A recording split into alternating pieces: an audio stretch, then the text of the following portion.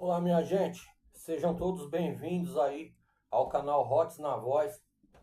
Hoje o papo é sério, direto e importante. Vamos falar sobre um caso que escancarou uma das tensões mais perigosas da nossa democracia: a suspensão da ação do Supremo Tribunal Federal contra o delegado Alexandre Ramagem.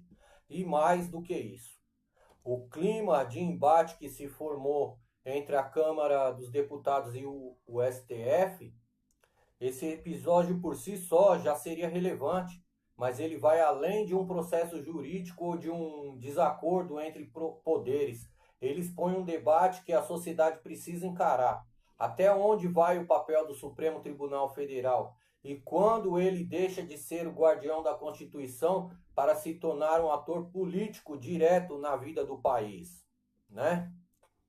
O deputado Alexandre Ramagem, do PL do Rio de Janeiro, foi incluído pelo STF em uma das investigações relacionadas aos atos do 8 de janeiro de 2023, aquela invasão criminosa aos prédios dos três poderes, um episódio lamentável na nossa história recente, né? Mas não foi um golpe de Estado, né? Mas aqui entra o ponto central. Ramage só poderia ter sido investigado pela corte por atos praticados após sua diplomação como deputado em dezembro de 2022. Isso está na Constituição. Ainda assim, o STF manteve sua inclusão no inquérito. A primeira turma do Supremo presidia pelo ministro Cristiano Zanin. Emitiu um ofício dizendo com todas as letras que a Câmara só poderia deliberar sobre os crimes cometidos por Ramagem após seu mandato ter começado. O detalhe: o ofício parecia mais uma determinação de que uma comunicação entre os poderes, né? Essa postura do STF não caiu bem na Câmara dos Deputados. O presidente da casa, Hugo Mota, considerou o ofício uma invasão de prerrogativas e demonstrou publicamente sua insatisfação. Ele deixou claro que pretende buscar diálogo, mas também endureceu o tom e não aceitaria que o STF delimitasse que o parlamento poderia ou não analisar.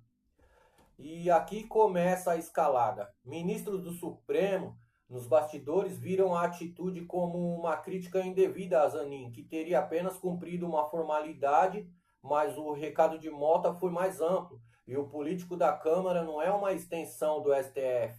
E o parlamento não aceita ser tutelado por ninguém, não é isso? Durante entrevista à Rádio Arapuã FM, Mota fez declarações ainda mais polêmicas. Disse que os atos do 8 de janeiro não representaram uma tentativa de golpe de Estado. Para ele foi um ataque isolado, sem liderança política ou institucional. A fala causou furor. Mota foi acusado de tentar minimizar a gravidade dos ataques, mas ele não recuou. Afirmou que os culpados devem ser punidos, inclusive com rigor, mas pontuou que muitos evitam comentar. Há condenações excessivas, desproporcionais sendo aplicadas pelo Supremo, né? Citou, por exemplo, uma senhora que foi condenada a 17 anos de prisão sem ter praticado os atos violentos. Tipo de exagero quando parte de um tribunal que deveria prezar pelo equilíbrio acende um sinal de alerta democrático, né? A fala de Mota gerou reações da base governista e de setores mais alinhados ao STF. Mas nos bastidores, o presidente da Câmara procurou ministros como o Alexandre de Moraes, Gilmar Mendes, para esclarecer que não está defendendo os invasores, mas sim o devido processo legal. Punição, sim, mas com justiça, não com vingança política. Esse gesto buscou acalmar os ânimos, mas a tensão permanece, porque o problema não é apenas essa ação específica.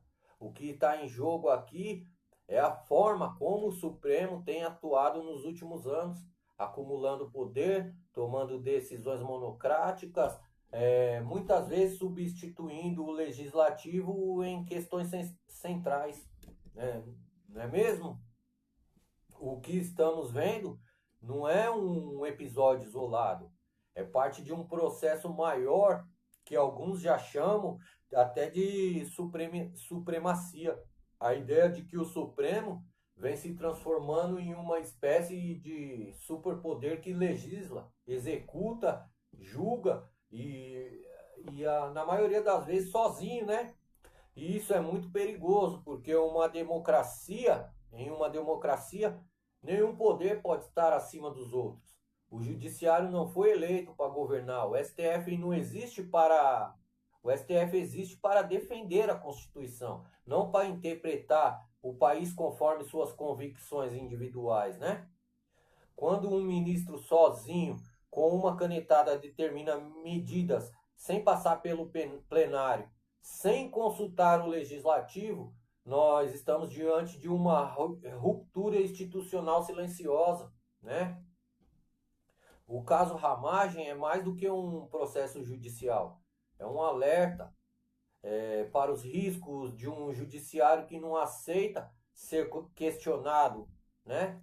De ministros que acumulam poder sem prestar conta e de um desequilíbrio entre os poderes que ameaça a nossa democracia brasileira, né?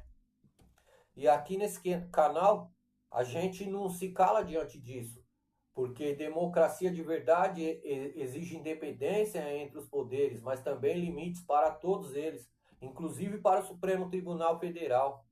Se você acredita que precisamos de uma justiça forte, mas também justa, equilibrada e constitucional, compartilhe esse vídeo, curta, comenta e fortaleça aí o nosso canal Hot na Voz, né? Se inscreva aí, seja mais um irmão nosso em busca da democracia e da justiça do nosso país, né? Aqui somos conservadores, pessoas de bem, trabalhadoras, e acredito que essa guerra ainda vai longe. Vamos aguardar os próximos capítulos aí, né? E estaremos de volta aí com mais vídeos conversando, né? Deixem nos comentários aí o que vocês acham de tudo isso.